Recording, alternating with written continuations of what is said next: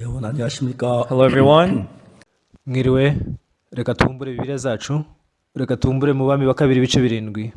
Turasoma dore ku murongo wa mbere. Elisa aravuga ati nimwumve ijambo ry'Uwiteka. Uwiteka avuze ngo ejo nk'iki gihe ku irembo ry'i Samariya indengo y'ifu y'ingezi izagurwa shekeli imwe kandi indengo ebyiri za sayeri nazo zizagurwa shekeli imwe. Ariko umutwaro umwami yegamiraga asubiza uwo muntu w'Imana ati mbese ntawe Uwiteka yakingura amadirishya yo mu ijuru bene ibyo byabaho? Aramusubiza tuzabirebesha amaso ariko ntuzabiryaho. Kandi ubwo hariho abagabo 4 b'ababembe bari ku irembo baravugana bati iki twicaza kugeza aho tuzapfira niki? Ariko twavuga tuti twinjire mu murwa kandi inzara urimo twawugwamo kandi nidukomeza kwicara hano gusa nabwo turapfa. Nuko none nimuze dukize ingabo z'Abasiriya, niba dukiza tuzabaho, niba twica hose no gupfa. Mukabwibwi barahaguruka bajya mu rugero rw'Abasiriya, bageze aho urugero rw'Abasiriya rutangirira basanga nta muntu rurimo. Kuko Uwiteka yari yumvishije ingabo z'Abasiriya ikiriri cy'amagare n'icy'amafarashi n'icy'ingabo nyinshi, bituma bavuga bati yemwe umwami w'Abisirayeli yaguriye abami b'Abaheti n'abami b'Egiputa ngo badutere. Baherako barahaguruka nimugoroba hari mu kabwibwi bata amahema yabo n'amafarashi yabo n'indogobe zabo uko urugero rwakabaye, barahunga ngo badashira. Nuko abo bembe bageze aho urugero rutangirira binjira mu ihema rimwe, bararya baranywa, bakuramo ifeza n'izahabu n'imyambaro, baragenda barabihisha. Bagaruka binjira mu rindi hema, bakuramo ibindi, baragenda barabihisha. Dusomye kugeza ku murongo wa 8. Mu gihe tuba ubuzima bw'umwuka, Imana ikora ibintu bihebuje mu buzima bwacu. Igihe abantu babaho icyo batekerezaho nuko ati igihe tuba mu buzima bwacu nibwo twakorera amafaranga. Abantu bashaka gukora amafaranga mu buryo bworoshye, bakaba ubuzima bwabo mu buryo bworoheye. Bakoresha imitima yabo yose mu kugerageza gukora ibintu mu buryo bworoshye. Ku bijyanye no kuba ubuzima bwabo bw'umwuka, nabo bashaka kubikora mu buryo bworoheje. Mu bisanzwe ubuzima bw'umwuka ni ikintu cyoroshye, kubera ko byoroshye cyane bituma abantu batekereza ko bigoye cyane.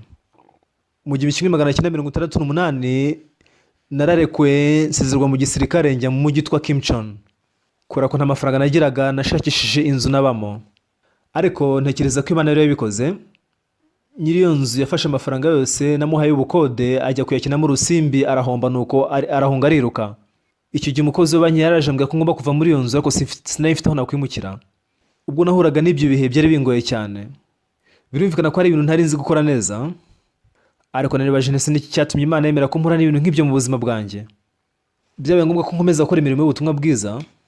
Imana yari impaye inzu, ariko ubwo nayo ihombaga sinari nzi icyo nakora. Nari nagerageje ibintu byinshi bishoboka, ariko sinashoboye kubona icyo nakora. Byabaye ngombwa ko nimukira muri Degu. Umunsi umwe naje kubona izina ry'wa muntu wari warahunze ahunganye amafaranga yanjye, nuko nza kumenya nti ahanga niho usigaye ubana, uko ndagenda nkingura urugi rwaho. Ubwo ninjiragamo nabonye umuntu warukuze, ndavuga ninje gushakisha uyu muntu. Aravuga ati ni njyewe. Bari bafite amazina amwe ariko bari abantu batandukanye. Nuko ndamubwira nti rwose unyihanganire nakwitiranyije n'undi muntu. Nifuje kumushakisha kugira ngo nsubirane amafaranga yanjye, ariko ntibyakunda. Ubundi buryo nari nsigaranye nta bundi byari gusenga Imana. Narasenze ndasenga. Igihe kimwe inzu twabagamo hari icyumba cyo hejuru. Icyumba cyo hejuru cyari gito cyane, nagomba kujyayo nunamye. Buri mugoroba wose najyagayo nkasengera ikibazo cy'inzu. Namaze igihe kinini ndi kuhasengera, nuko ngira umutima muri njye umbwira ngo ngaho jya hanze ujye gushakisha inzu. Nuko ndasohoka njya hanze njya gushakisha inzu. Hafi mu baturanyi nabonye inzu ifite etaje 2 ari nziza cyane. Bansaba amadolari 200 yo gutanga nk'ingwate. Nuko mpita nsohoka, kubera ko icyo gihe nta n'igiceri nari mfite. Igihe cyose nabonaga akanya najyaga nsengera inzu. Ntekereza ko nka nyuma y'amezi 2 cyangwa 3 numvise umutima wanjye umaze atese ya nzu wabonye ubushize wonye imeze ite. Ni ya nzu yari nziza cyane, ntihashaka ko ari umuntu wayitwaye kugeza ubu. Ubwo nasubiragayo nasanze igitegereje umukiriya itarafatwa, nuko njya kubona na nyirayo. Mbwira nyirayo nti ngenda umugaragu w'Imana, naje kubwiriza ubutumwa bwiza bw'umwami Imana hano muri uyu mujyi. Ntariko bamwe mu baturage bo muri uyu mujyi baneje ibibazo, sinashoboye gusubirana amafaranga yanjye kuri wa muntu nakodeshejeho bwa mbere. Nakomeje gusengera cyane ikibazo cy'inzu, nuko Imana inyereka inzu imbwira ko ishaka kuyimpa, ariko ikibazo nta mafaranga mfite. Unyemerera ukampa inzu yawe nkayikoresha, nabishimira cyane. Byumvikanaga nk'ubusazi gusaba ikintu nk'icyo. Ese ni gute ushobora gukodesha inzu udatanze amafaranga? Yarahumirije, nuko afata akanya aratekereza. Nuko arambwira ati nanjye ndi umukuru mu itorero rya Jijang mu mujyi wa Jijang Town mu mujyi. Imana yampaye inzu nziza cyane hafi n'uyu muhanda nyamukuru. None ni umugaragu w'Imana ashaka kuyikoresha, ni gute namubuza? Aravuga ati ngaho ifata uyikoreshe. icyo gihe nashima imana cyane bimvuye ku mutima. Sindi umuntu washobora kuvuga amagambo nk'ayo. Imana yampaye umutima wo kwibwira ko izampa inzu. Sinigeze nshidikanya ko byari ubuyobozi bw'umwuka wera. Twavuganyeho igihe ubwo nari ndi mu nzira nsohoka. Icyo gihe nyirinzu arambwira ati ese ubwo uzaza koko imbokoboko? Numvise ko ari ibintu bidakwiye ko nazi imbokoboko. Arambaza ati ese nahe make ushobora kubona? Nuko ntanabizi mpita mvuga ngo amadolari 80. Aravuga ati ntacyo yarahagije. Nuko ndasohoka. N'ubu ngubu mbitekerejeho nkomeza kubishimira Imana cyane. Nese ni gute nakoreye amadolari 80 mu cyumweru? Nagiye kubonana n'umuyobozi wa banki kugira ngo mubwire ko muri icyo cyumweru agomba kuva muri ya nzu yabo, kubera ko yari manager wa banki yitwa Kungmin mu gace ka Kimchon. Icyo gihe arambwira ati rwose Mr Park, ndumva ari nkaho mbujije inzozi z'umusore ukiri muto. Birambabaje cyane kuvana muri ya nzu. Ati mu bihe biri imbere nziyamamariza ko umudepite. Ati rwose numvaga ntashaka gusura muri ya nzu ariko nabuze uko mbigenza. Icyo gihe aragiye bara amafaranga nuko ampa amadolari 10 mu ntoki zanjye. N'ubundi nasigaye mburaho amadolari 70 ariko nashimiye Imana cyane. Ubwo nataga mu rugo hariho umwari waje kundeba. Nari nsanzwe muzi. Kera yapanga kugura inzu ahantu nabaga. Hari inzu twari twatanze amafaranga ariko ntitwabasha kuyegukana. Byabaye ngombwa yuko rero amasezerano tuyahagarika njyayo kugira ngo bansubize amafaranga ariko sinabasha kubabona. Icyo gihe rero wa mudamu yaraje kundeba. Nuko arambwira ati ngaho twara akabati karimo ahangaha. Nuko ndabiheba mu buzima bwanjye ndabireka. Iyo nza gushaka kumwaka ayo mafaranga sinari kubasha kuba mu buzima bwanjye. Ariko icyo gihe yaraje mu madolari 40 azingazingiye mu gitambaro. Nashima Imana cyane. Hari umuntu nari nsanzwe nzi yarampamagara arambwira ati ndabizi kuri guca mu bihe bikomeye. Ati natangiye gukora business yanjye, hari amafaranga ndi kubura. Ati ariko mfite amadolari 20 nshaka kuguha. Ati ushobora kuyatwara ukayakoresha. Ati nushaka kuyanyishyura uzanyishyure nyuma. Nutanabona nabwo ntacyo uzayagumane. Nuko nawe amande amadolari 20. Nyuma nabashije kuyamwishyura. Amaherezo rero naje kubona amadolari 70 mu ntoki. Nuko mbwira bene data mu itorero nti wese azana amafaranga yose afite. Nuko bayakusanyije tubasha kubona amande amadolari 10. Rero mu cyumweru kimwe twashoboye kubona amadolari 80 nuko tuyaha uwo muntu. Rero ibi byose byasaga nk'ibidashoboka ariko Imana yarabikoze. Iyo nza kuba mfite amafaranga nari kugura inzu nziza. Iyo mbasha kubona inzu nari kwigura ariko sinabishoboraga. Nari mubwiriza butumwa nta mafaranga nagiraga, nta nubwo nafite amagambo meza yo kuvuga. Hari byinshi cyane naburaga. Byabaga ngombwa ko niringira Imana. Igihe cyose nabaga ndi mu bihe bikomeye cyane nasengaga Imana ikuva amasengesho yanjye kandi kansubiza. Iyo dusomye iyi Bibiliya, Imana nta gituma dukora mu buryo bworoshye. Duca mu makuba ndetse n'ibyago. Ariko iyo dukomeje twiringira Imana, Imana igihe cyose iradukorera. Ubushize nagombye kujya mu mahanga. Byabaye ngombwa ko nshaka urukingo. Ariko kugira ngo mbashe kubona urukingo byari bigoye. Nagiye ku biro by'akarere nuko mbwira abakozi baho. Ni kubera izi mpamvu mfite ngomba kubona urukingo vuba bishoboka. Nuko barambwira ngo n'abandi bose barahuze ntabwo ushobora kubona urukingo mbere y'abandi. Nta kintu nabasubije nahise nsohoka mva mu biro. Benedata baje kubasura babaza bati ese umuyobozi mukuru ari he? Bavuga ati umuyobozi mukuru akorera kuri ibi biro ibi n'ibi. Rero nagize amahirwe ko naje kubona ubutumire bw'umwe mu bakuru b'ibihugu baje kuntumira. Baje kugena ubwo butumire rero ku biro bavuga bati dore dufite ubutumire nk'ubu ngubu tugomba gufata urugendo vuba bishoboka. Baravuga bati rero ugomba guhita ufata urukingo. Naje guhita afata urukingo rwa Pfizer vuba cyane bishoboka. Naje kubona urwo rukingo rwa mbere ndetse n'urwa kabiri binyorohera kuba nakora ingendo. No kuri inshuro najyaga muri Leta Zunze Ubumwe za Amerika ntibigeze banansaba n'impapuro z'inzira. Ni kuko duca mu byago n'amakuba mu buzima bwacu. Kubera ko Imana nizera ari Imana ishobora byose. Idufasha mu bintu bikomeye ndetse n'ibintu byoroheje mu buzima bwacu. Rero iyo twizeye Imana idufasha no mu makuba ndetse no mu bintu byoroheje ikomeza kudufasha. Si Imana yita gusa ku tuntu tworoheje ngo idusigire ibikomeye. Mu gihe mbwiriza ubutumwa bwiza, mu gihe nabaga ubuzima bwanjye mbwiriza ubutumwa bwiza, si uko nabaga mfite ibintu byose, nari umuntu ufite byinshi cyane mbura. Ariko naje kwizera Imana ishobora byose. Naba nshoboye cyangwa se ntashoboye igihe cyose nahuraga n'amakuba, byabaga ari byiza kubona uburyo Imana imfasha kandi kuva n'amasengesho yanjye. Iyo dusomye Bibiliya, biragoye gusobanukirwa Bibiliya ugendeye ku myumvire ya muntu. Iyo turetse imirebere yacu tukabyizera ko byakabaye biba byoroshye cyane. Iyi nkuru twasomye uyu munsi, hari inzara yari yarateye mu murwa w'i Samariya. Muri iyi nkuru hari abantu babiri bavugwamo. Umwe ni umutware w'umwami, abandi ni ababembe bane. Ese umutware w'umwami yegamiraga yavuze ngo iki? Umuhanuzi w'Imana yaravuze ati ejo nk'iki gihe ku irembo ry'i Samariya indengo y'ifu zizagurwa shekeli imwe n'indengo ebyiri za sayiri zizagurwa shekeli imwe. ariko umutwaro umwami yegamiraga arasubiza ati mbese nta Uwiteka akingura amadirishya mu ijuru bene ibyo byabaho? Mu yandi magambo yari arimo asuzugura Imana. Twe ntibyadushobokera, niyo mpamvu Imana yari ishoboye kubikora. None ushoboye kubikora, niyo mpamvu wakenera ubufasha bw'Imana. Igihe cyose tugomba gukora ibintu bitadushobokeye, Imana niyo igomba kubikora. Umurwa w'i Samariya rero urimo guca mu nzara ikomeye cyane. Abagore bajyaga bateka ibyo abana babo bakabarya, niyo mibereho bari barimo kubamo. Ntabwo cyari ikibazo cyoroheje bacagamo, ariko Imana niyo yagombaga gukora mu bihe nk'ibyo. Imana yatwogeje ibyaha byacu byanduye, Imana yadukijije ububi bwacu. Ninde wundi wadukiza kurimbuka by'iteka ryose uretse Imana? Dusengera ibintu bishoboka, ariko ntitujye tunagerageza ibintu bidashoboka. Uko niko narimeze. Ariko uko ndushaho gusoma Bibiliya, n'ibitarashobokaga Imana yarabikoze birasohora. Nashimiye Imana cyane. Mu gihe duhagaze imbere y'Imana, ari ibintu bidashoboka ndetse n'ibishoboka. Si ibintu bigoye gusa, n'ibisa n'ibidashoboka mu maso yacu. Nk'uko uyu mutwaro umwami yegamiraga yavuze ngo mbese nta Uwiteka akingura amadirishya mu ijuru bene ibyo byabaho? Bacaga mu nzara ikomeye cyane, abagore baryaga abana babo. Ariko se ku isi bishoboka bite ko indengo y'ifi yagurwa shekeri imwe, cyangwa se indengo ebyiri z'isayiri zigurwa shekeri imwe? Yaravuze ngo ibyo ntacyo bivuze, nta shingiro bifite. Ariko nyamara Imana ibikoze, umuntu nkanjye umunyacyaha kuba umukiranutsi, uko twaba dufite ibyaha byanduye biremereye kose, umunyacyaha nkanjye kuba yaragizwe umukiranutsi akezwa. Natekereje ko ntabasha kweza ibyaha byanjye mu buzima bwanjye bwose. Natekereje ko ubuzima butazankundira. Ibyo byari ibitekerezo byanjye, ariko Yesu yarashoboye cyane kunkiza uwo mwijima. Nubwo nacaga mu bintu bikomeye cyane biruhije, ariko Yesu yashoboye kubyitaho. Imana yakoze ibintu bihambaye cyane ntashobora gutekereza mu buzima bwanjye bwose. Kuri inshuro ubwo najyaga muri Leta Zunze Ubumwe za Amerika naratangaye cyane. Twiyemeje gusura imijyi 10 muri Leta Zunze Ubumwe za Amerika. Umuhungu wanjye yanguriye itike y'indege. Nabishimiye Imana cyane. Rwari urugendo runaniza cyane, ariko guhera mu gitondo cya kare, indege yagomba guhaguruka saa 9:30.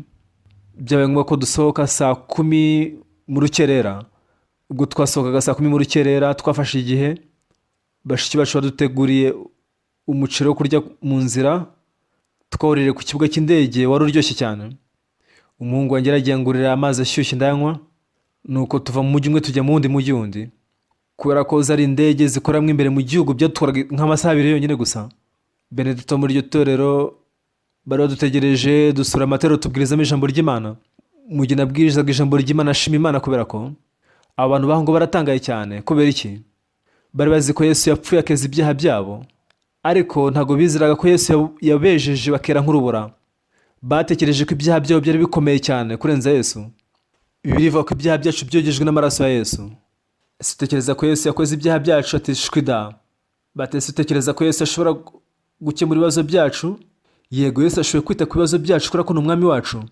Ubwo bumvaga iri jambo baratangaye cyane, bafunguye imitima yabo. Ibyo nabishimiye Imana cyane. Mu byo twakoraga byose Imana yari yabiteguye. Ahari ababembe bane bari bategereje ku irembo ry'i Samariya. Baratekereje batese tuzategereza igihe tuzapfira hano kugeza ryari? Ese no mu rugo ko harimo inzara, nidukomeza gutegereza n'ahangaha nabwo turapfa? Twajya mu rugo twapfa, twanaguma hano nabwo twapfa. Reka twitanga tujye mu maboko y'ingabo z'Abanyasiriya. Byibura bo bafite ibyo kurya. Niba twica tuzapfa, ariko niba duha ibyo kurya tuzabasha gukira. Bafashe icyemezo gikomeye cyane, nuko baragenda. Ubwo bari mu nzira berekera mu rugero rw'Abasiriya, Imana yakoze umurimo uhebuje cyane binyuze muri bo. Ibi naje kubitekerezaho. Igihe kimwe nagiye mu kirwa cyitwa Jeju dutegurira igiterane. Hari imidugudu y'ababembe. Muri iyi minsi dufite imodoka dushobora kujyayo gusa n'imodoka bigatwara isaha imwe, ariko icyo gihe twagomba kuzinduka mu gitondo cya kare kugira ngo tujyeyo.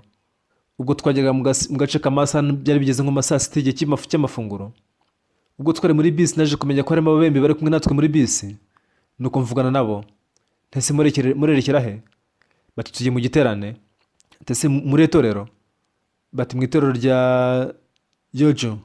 Ndabaza ntese muzi umutumirwa uza kwigishayo? Ati yitwa Pastor Oxpac. Ndabaza ntese mwamwarigeze muhura nawe? Bati reka da. Bati ese muravugisha ukuri koko? Bati yego. Ntimurabeshya. Bati reka da, ntago tubeshye niko bimeze. Ubwo nabwira ko ari ingi Pastor Oxpac baratangaye cyane. Twaraganiriye mu buryo butangaje. Tugeze masana twagomba kujya gusangira mu ifunguro. Nabajyanye muri restaurant y'Abashinwa nuko turajyana.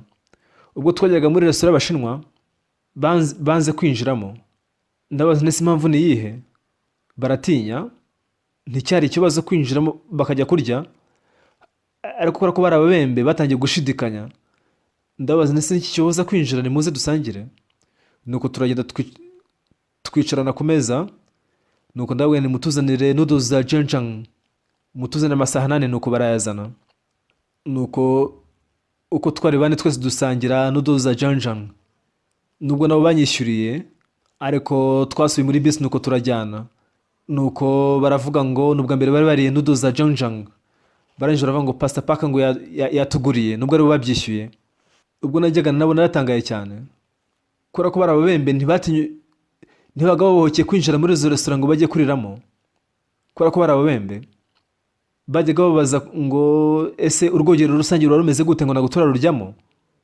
Ni urwogero runini cyane rurimo amazi tujyamo tukiyuhagiriramo. Bavuze ko batigeze bagera ahantu nk'aho ngaho. Nubwo rero bishyuriye izo noodles nariye, bari bishimiye cyane gusangira noodles nanjye, ntibari bazi icyo bakora ku munezero mwinshi bari bafite. Ku bandi bantu basanzwe ni akantu koroheje, ariko kuri bo byari umunezero mwinshi cyane. Mu gihe turi kugendana n'Uwiteka Imana, dusengera ibintu bitashobokera umwana w'umuntu, ariko iyo uhuye n'ibintu dusengera ibintu bisa nk'ibishoboka, ariko iyo uhuye n'ibintu bidashoboka ntabwo babisengera. Hari ibintu bigaragara nk'aho bidukomerera ariko ntibivuze ko bikomereye Imana. Hano umugaragu w'Imana yavuze ati, ejo nk'iki gihe ku irembo ry'i Samariya indengo y'ifunge zizagurwa shekeli imwe. Ibyo ntabwo byari gupfa gusohora gusa. Ababembe bane baje kubitekerezaho, batese n'iki cyatwicaza kugeza igihe tuzapfira. Umurwa uri mu nzara, nitwinjiramo n'ahandi turapfa, nidukomeza kwicara ahangana nabwo turapfa. Rero nimuze twishyire ingabo z'Abasiriya mu rugero rwabo, niba twica tuzapfa, niba turokora nyine ubwo tuzabaho. Kurenga ibitekerezo byacu, Imana ituma dutekereza kuri ijambo ryayo. Utekereza ko byari biboroheye gufata indege? Muri ibyo bihe byabaga bigoye cyane gufata indege, ariko njye nagiye mfata indege kenshi cyane, kuri ubu narayimenyereye. Kwakira imbabazi cyane ubuntu bukomeye cyane. Kwakira imbabazi cyasi ikintu cyagurwa miliyoni imwe cyangwa miliyoni ebyiri, kubera ko utakakiriwe wajya mu rutazima, ariko Imana ivuga ko yaduhaye impano ku buntu. Ababembe bane bagerageje ikintu batari baragerageje mbere. Kubera iki? Kubera ko ni hahandi bari bagiye gupfira aho ngaho. Bati nimuze tujye mu rugero rw'Abasiriya, niba twica tuzapfa, niba turokora tuzabaho.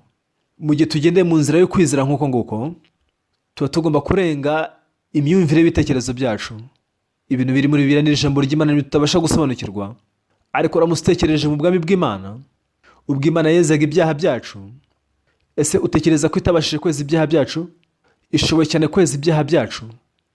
Nawe utakora na busa, nawe utabasha gukora ibyiza, ibasha kubiduha nk'impano, natwe tukabyakira nk'impano.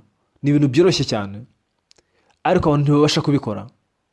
Ati se agakiza gakomeye nk'ako twagaherewe ubuntu, utekereza ko byakunda? Ngo oya, ntibyashoboka. Ntabwo bashobora kurenga ibitekerezo n'imyumvire byabo. Icyo naje gushima imbere y'Imana nuko maze gusoza amasomo y'abamisiyoneri. Mu banyeshuri b'abamisiyoneri ni njye wari woroheje, ni njye wari uciriritse kurenza abandi. Ubwo twasozaga abanyeshuri benshi baratumiwe, bajya kubwiriza ubutumwa bwiza ahantu hatandukanye, ariko njye sinari mfite umuntu wantumira kujya kubwiriza ubutumwa bwiza ahantu he. Rero naje gutekereza nti, mbere yaho ubwo najyaga nkorana n'umumisiyoneri witwa Dikiok, hari umumisiyoneri witwaga Mekafino wabaga mu mujyi wa Kochang. Kenshi tukajyaga tumusura ubwo yaterwaga ibiterane, tukajya n'imodoka tukanagaruka. Igihe kimwe misiyoneri yaratwaye, twari twicaye mu ntebe z'inyuma, twageze mu mudugudu ariko tubona nta rusengero ruhari.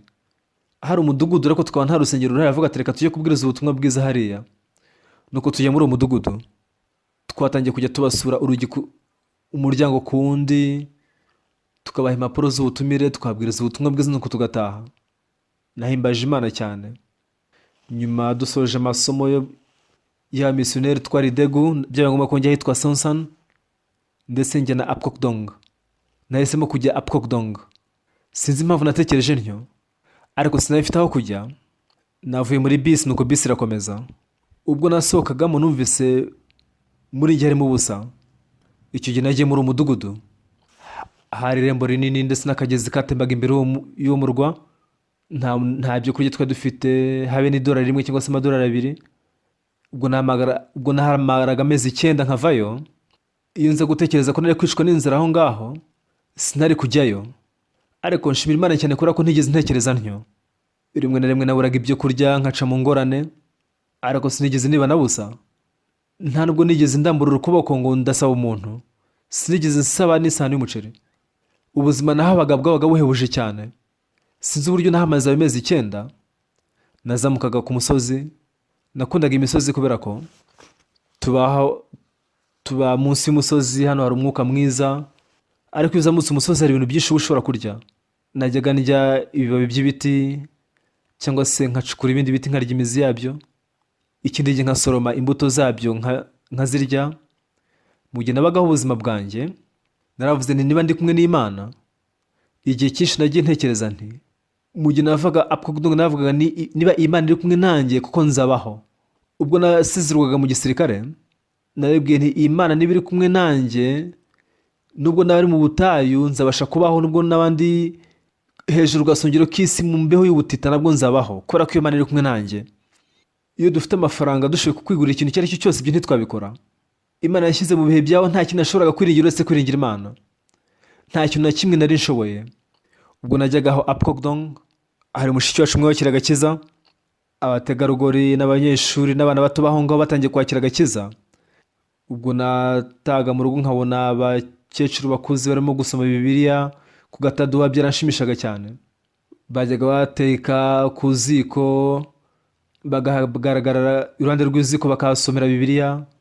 Abo bakecuru bamwe bakira agakiza, abana bato bakira agakiza, ababyeyi batangira kwakira agakiza umwe ku wundi. Ntabwo bari benshi, ariko mu mezi 9 nahamaze abantu nka 20 bakira agakiza. By'umwihariko mushiki wacu twaga Shishu yaje kwakira agakiza, yakundaga umwami Imana cyane. Nari meze nk'umuhungu we washize nk'imyaka 10 yitabye Imana, bitewe nuko umugabo we irafite ubumuga bwo kutabona, niwe wakoreraga amafaranga hafi igihe cy'ubuzima bwabo bwose. Ubwo yakiraga agakiza, mama we yarahindutse cyane, niko yavuze. Amaze kwakira agakiza atangiye kujya ajya kwitorero, kandi ibintu byose birahinduka mu buzima bwe. Iyo mpinduka y'uwo mushiki wacu, naje kwibwira nanjye mbwirije ubutumwa bwiza birakunda, dore barakira agakiza. Imirimo yo kwakira agakiza irakomeje irakoreka. Nyuma yo naje kujya Champali mpamara umwaka umwe n'igice. Abantu bagera kuri 40 bakira agakiza babana natwe ku itorero. Ubwo nari ngiye kuhava, byankoze ku mutima cyane. N'igihe najyaga mu gisirikare byari cyo kimwe. Mu kigo gishinzwe itumanaho abantu benshi b'abasore bakira agakiza. Imana yamfunguriye inzira, nubwo nta kintu na kimwe nari mfite, nta kintu na kimwe nari nshoboye, nta kintu na kimwe nabashaga, ariko mu mutima wanjye harimo ijambo ry'Imana. Uwiteka Imana yari kumwe nanjye. Aho najyaga hose nta kibazo cyabaga kiriho. Igihe kimwe navuye mu gisirikare, ndatekereza nti niba Imana iri kumwe nanjye, nubwo n'abandi mu butayu bwa Sahara nzashobora kuharokoka, nubwo n'abandi ku gasongero k'isi mu mbeho y'ubutita nzabasha kubaho. Haba mu kigo cya gisirikare, Kim Chong nashoboye kuhabona inzu, naho Imana yaramfashije mpabona inzu.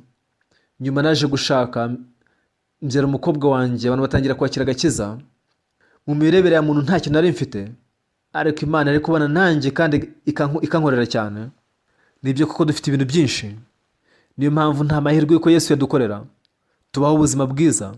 Ibintu nk'ibyo sinigeze mbikora mbere, ariko Imana idufashije ibyo biba bihebuje cyane. Nagiye muri Leta Zunze Ubumwe za Amerika, nahuye n'abapasiri b'ibisengero binini cyane. Abo bapasiri bo muri Amerika ndabubaha cyane. Iyo wumvise ubutumwa bwiza bubakora ku mutima cyane. Ntabwo babaza uburyo bagaragaza umunezero, nubwo ntacyo ndicyo, ariko bashimira Imana cyane. Ntibashaka kubivugaho. Batese Imana ku cyo tugira ubuntu nk'ubu ngubu, turi abantu babi cyane kandi b'abanyantege nke. Ari inshuti yanjye yitwa Chonchungnam, yari umuntu ufite igihagararo kandi asa neza. Yari afite inshuti nyinshi kandi zarabakundaga cyane. Njye nari mugufi, sinari mwiza, kandi n'imiterere yanjye ntiyari myiza. Abantu benshi bankundaga. Igihe kimwe nagiye mu gikorwa kimwe mfite insoni cyane, nuko inshuti yanjye inyangiriza igikoresho, ndamurakarira. Arambwira ati Oksu, mbabarira rwose nkwiseguyeho. Nuko ndamubwira nti ese ubwo gusaba imbabazi gusa birahagije? Iki gihe Chungnam yaraje arambwira ati yega Oksu, dore turi inshuti, mu gihe nzagusabye imbabazi, reka nguhe amafaranga, ariko byibura umubabarire. Icyo gihe sinari mfite icyo navuga. Naribaje nese kuki mugenzi wanjye we ari umuntu mwiza, kuki afite umutima mugari cyane, kuki njyewe ntashobora kugira abandi impuhwe? Ubwo nirebagaho nasanze ndi nyamwigendaho cyane. Nyuma yaho maze kuba umupaseri igihe cyinshi njya nsenga Imana, ntese Imana kuki kuko wankijije? Wari gukiza cumi mukamugira umubwirizabutumwa. Yari umuntu mwiza w'ikibengukiro, yari umuntu w'igikundiro, abantu mu itorero bari kumukunda cyane, ariko ngenda umuntu mubi cyane, ntacyo nshoboye. Kuki ari igihe wahisemo? Igihe cyinshi njya nyibaza icyo kibazo Uwiteka, ariko Uwiteka ntajya ansubiza. Gusa ibyo ari byo byose ndashimira Imana cyane. Iyo mbonye uburyo Imana isohoza ibi byose ndayishimira cyane. Sinari narigeze ntekereza ko nzigira nkora imirimo ihambaye nk'iyi. Sinari narigeze ntekereza ko Imana izafungura imirimo y'ubutumwa bwiza migari nk'uku. Ubwo twatangiraga ishuri rya misiyoneri, ntabwo mfite abantu nka 20 imbere yanjye nkabigisha. Narebye ntitugomba kurera abakozi b'ubutumwa bwiza. Bene tukambaza ese pastor uzabikorera he? Tuzabikorana mu itorero. Ese bazijye bararahe? Bazijye barya iki? Dore nawe nta n'ibyo kurya ufite ku bwawe. Bisa nkaho ari inkuru za kera, ariko byose Imana yarabikoze. Imana yashatse gukora ibintu bikomeye cyane. Imana ishaka gutwikiriza isi yose ubutumwa bwiza. Ibiza kuba ari njye sinari kubasha kubikora. Ariko Mana dore uri kumwe nanjye ndabizi. Ibyo ntacyo bivuze ko byose uzabyitaho. Ni Imana irashaka kubwizanya ubutumwa bwiza nawe. Naratangaye ko naravuze ntese ibi bihebuje bingana iki? Imana ntabwo ikorera mu mbibi z'ibitekerezo byacu. Turi bato, hari byinshi tubura, turabanyantege nke, ariko twiringira imbaraga z'Imana zo zikomeye kandi nini cyane. Mu maso yacu ntabwo twakwezwaho ibyaha byacu, ariko Imana yareshoboye cyane kutwezaho ibyaha byacu ikatugira abakiranutsi n'abera. Nubwo hari ibyo tubura, ariko tubwirije ubutumwa bwiza dushize amanga, Imana izakorera muri twe. Nubwo ibintu bisa nkaho bigoye cyane kandi biruhije mu gihe tubwiriza ubutumwa bwiza, ariko ubutumwa bwiza burahambaye cyane. Mu gihe tubwiriza ubutumwa bwiza nkabona uburyo abantu banezerwa cyane bagashimira Imana, ndibaza ntese Imana kuki wankijije? Kuki ari igihe wahisemo gukoresha? Iyo turenze rero imbibi z'ibitekerezo byacu, reka tugiye mu cyanya cy'Imana. Nubwo ndi umunyantege nke, hari ibyo mbura, nubwo ntize neza, nubwo ntacyo ndicyo, ariko Mana wampisemo. Nkuko Imana yavugiye mu kanwa k'indogobe, niki Imana ishaka gukora? Ubu ngubu narakuze, narashaje. Nshimira Imana cyane yaduhaye iri torero. Iyo nza gupfa mu myaka 10 yashize, nari kugira impungenge nyinshi cyane z'itorero, ariko ubu ngubu nta mpungenge ntanyanyigira. Dufite abapaseri benshi beza, dufite abapaseri bazi gushyira ibintu ku murongo. Rero ibintu byose nabibeguriye. Muri iyi minsi njya hanze nkabwiriza ubutumwa bwiza. Hari abapaseri bakiri bato beza kundusha. Njye mbwiriza ijambo ry'Imana gusa. Shimira Imana cyane. Iyo nza gupfa mu myaka mike yashize, iri torero ntabwo ryari kujya ku murongo nk'uko bimeze. Natekereje ko hari kuzabamo akavuyo mu itorero. Ubu na bene data bamaze gukura, barakuze bihagije. Kurungu Imana yaduhaye amatorero yose yo mu isi mu maboko yacu. Aho tubwirije ubutumwa bwiza babumbura imitima bakakira ubutumwa bwiza, ibyo ndabishimira Imana cyane. Uyu munsi twasomye mu Bami ba 2:7. Hari umugaragu w'Imana ugaragaramo hano. Hariho umutware umwami yegamiraga, hakabaho ndetse n'abambe 4. Imana ntabwo yakoresheje umutware umwami yegamiraga, ahubwo Imana yahisemo gukoresha ababembe 4. Ibyo mbishimira Imana cyane. Nanjye meze nk'ababembe 4. Mu gihe mfata inzira nkerekera mu rugero rw'Abasiriya, nasanze urugero rw'Abasiriya rurimo ubusa. Nshobora kurya ibyo kurya nkabihisha, barya ibyo kurya barabihisha. Ese urabitekerezaho iki? Imana yaduhaye iki gitekerezo ngo ibi dukora ibisi byiza. Uyu ni umunsi w'inkuru nziza. None nitwicishikira, nidutegereza ko bucya, tuzagibwaho n'urubanza. Nimuze tujye mu murwa tubabwire. Babembe 4 barirutse bajya mu murwa. Ese byari byiza bingana iki? Twaje kwigarurira umujyi wa Samariya wose. Nitwe ababembe 4 twashoboye kubwiriza ubutumwa bwiza. Binyuze muri ubutumwa bwiza n'uyu murimo w'igiciro wo gukiza isi yose, Imana irimo kudukoresha twe abanyantege nke mu cyimbo cy'abantu bahambaye. Dufite umugambi wo gukiza isi yose. Turi guhugura abantu benshi cyane mu ishuri rya teolojiya. Buri mwaka wose dufite abantu bagera ku bihumbi basohoka mu ishuri rya teolojiya. Dufite abapaseri benshi bahuguwe tuzohereza mu isi yose. Mu gihe twigisha ibya Mind Education mu isi yose, tuzashimira Imana cyane. Imana irimo kudufungurira inzira zo gukora imirimo nk'iyi, birasa nk'ari inzozi. Mu byumweru bishize ubwo nasuraga Leta Zunze Ubumwe za Amerika, nabwirije ubutumwa bwiza. Abapaseri benshi b'Abanyamerika ubwumvaga tubwiriza baratangaye. Baravuze bati, paseri iri ni itorero ryawe, muri iri torero uzakorera ibyo ushaka byose. Hari abapaseri bamwe bari bafite amashuri y'abateolojiya, bavuze ko bazaduha inyubako zabo mu gihe cy'imyaka 99. Hariho umujyi witwa Toluca muri Mexique. Aho ngaho ntashima Imana cyane. Imana yadufunguriye inzira yo kubwiriza isi yose. tumeze nk'ababembe bane bari bahagaze ku irembo ry'i Samariya. Ntitugomba kugira ubwoba, ntitugomba gutinya. Tugomba kugendera mu nzira gusa Imana yaduteguriye. Binyuze mu bantu nkatwe bafite ibyo babura, ni ibintu bihambaye cyane kuba dufatanye n'uyu murimo wo gukiza iyi si yose. Nasuye Leta Zunze Ubumwe za Amerika kenshi muri uyu mwaka. Ndabishimira Imana cyane. Abantu benshi cyane bakiriye agakiza, ubu ngubu barimo gukorana natwe. Ubu hari abaturage benshi b'Amerika batangiye kumenya. Aho tugiye hose batangazwa n'ijambo tubasangiza. Ntabwo nari umuntu umeze utyo bigitangira. Nari umuntu utari uzi icyo yakora na kimwe. Ntabwo nari n'umuntu mwiza na busa. Ubwo Uwiteka Imana yishimiraga kunkoresha no kunkoreramo, byari bihebuje cyane kubona uburyo Imana idukoreramo. Mu bami bakabiri ibice 7 harimo umutwaro umwami yegamiraga, hariho n'ababembe bane. Imana ntigeze ikoresha umutware ukomeye cyane, ahubwo yakoreye muri babembe bane. Yakoze umurimo wo gukiza umurwa wose w'i Samariya. Nitwe babembe bane bo muri iki gihe. Mbere na mbere twuzuza imitima yacu mu butumwa bwiza. Reka twuzuze imitima yacu umunezero utarondoreka. Imana ishaka kuzuza imitima yacu ubuntu bwinshi butarondoreka. Mureke tubwirize ubutumwa bwiza mu isi yose. Mureke dukore umurimo twese hamwe. Twese tube ku bw'ubutumwa bwiza. Uwiteka Imana izakorera muri wowe. Ntuzigere utekereza ko ibintu bizakugora mu gihe ubwirije ubutumwa bwiza. Reka da. Leta Zunze Ubumwe za Amerika zose zizakizwa, ndetse na Canada, ndetse na Mexique, ibihugu byose byo muri Amerika Amajyepfo, ibihugu byose byo muri Afurika, muri Aziya ndetse n'i Burayi. Imana yatangiye umurimo wo kubwiriza ubutumwa bwiza mu isi yose binyuze muri twe, hatagize n'umwe usigara. Mureke twese tube ku bw'ubutumwa bwiza. Nibyo koko mwami hari ibyo tubura, ariko babembe bane bakijije umurwa wose w'i Samariya. Natwe dushobora gukoreshwa dukiza uyu mujyi wapfuye. Twe kureba ku byo tubura. Katwizere Uwiteka Imana. Mana turakwizeye. Nyagasani ubane natwe udukoreshe. Niringiye ko twese tuzakomeza kugendana. Imana ifite umugambi wo gukorera muri twe, kandi yaradukoreye. Ubu ngubu maze gusaza. Ndashimira Imana cyane bwo gukora imirimo. Nyuma y'iki gitaramo nzasura ibihugu 4 byo muri Afurika. Nzajya no muri Israel naho. Tuzagira igiterane mu mujyi wa Dallas mu gihe cy'imbeho. Mu gihe mbonye ibikorwa byose mbishimira Imana cyane. Binyuze mu rugendo rw'ivugabutumwa muri Amerika, abantu benshi no mu matorero menshi bakiriye agakiza. Ndashimira Imana cyane ikoresha umuntu umeze nkanjye. Niringiye ko mwese mwaba abana b'Imana bakoreshwa n'Imana. Murakoze cyane. Reka dusenge. Mana dati dukunda, turagushimye. Mu maso yacu bisa nkaho ari gukoresha umutwaro umwami yegamiraga. Bisa nkaho wari gukorera mu bantu bahambaye kandi bahebuje. Ariko Mana wakoreye mu babembe bane bameze nkatwe. Turi abantu bafite intege nke, abantu bafite byinshi babura. Ariko mu gihe twizeye Imana, ibihe byose twakwisangamo, ingorane zose twagira, Mana idukunda uzabasha kwita kuri ibyo bibazo byose. Twize kuzadukoresha tubwiriza ubutumwa bwiza abantu benshi. Utwemere tureke umutima wo kubaho ubuzima bwiza n'ubuzima bw'uburumbuke. Uduha umutima wo kubwiriza ubutumwa bwiza n'imitima yacu yose n'ubugingo bwacu bwose.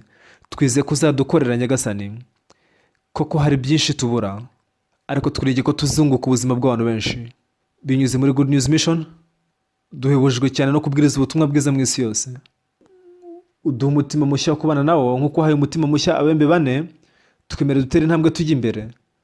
Utwemere tujye mu rugero rw'Abasiriya. Tuzahabona ibyo kurya byinshi. Twemere twe kwicarira, dukomeze tujye imbere dufite ubutumwa bwiza. Komeza dukoreshe bw'imirimo y'ubutumwa bwiza. Emerera umwuka wera wawe abe muri twe kandi adukorere. Twizeye kuzakomeza kudukuramo mu gihe cyose duteye intambwe tujya imbere. Tuba duhebujwe cyane no kubona abantu bakira agakiza binyuze mu bantu nkatwe.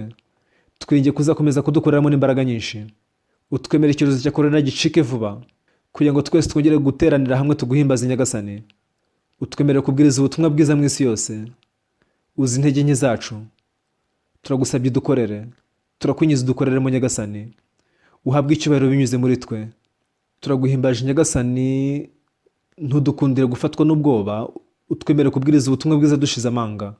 Nyagasani twemere dukoreshwe imirimo yo wishimira, nk'uko wakijije Abisirayeli bose binyuze mu babembe bane. Utwemere dukoreshwe dukiza iyi si yose. Dusenze twize mu izina rya Yesu. Amen. Murakoze cyane mwese.